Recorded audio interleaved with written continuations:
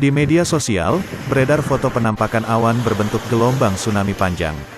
Fenomena alam itu disebut terjadi di Kabupaten Polewali Mandar, Polman, Sulawesi Barat, Selasa, tanggal 22 Februari tahun 2022 pagi. Fenomena alam ini terjadi saat wilayah Polman dilanda cuaca buruk sejak 3 hari terakhir. Selain dalam bentuk foto, fenomena alam itu juga direkam dalam bentuk video dan diupload ke media sosial. Awan ini membentuk garis horizontal dari arah utara hingga arah barat Polman.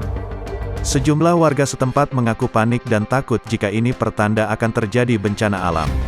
Sebab, fenomena ini terjadi bersamaan dengan angin kencang yang melanda daerah ini.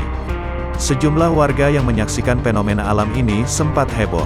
Sebagian warga yang menyaksikan fenomena alam itu mengaitkan dengan pertanda adanya bencana.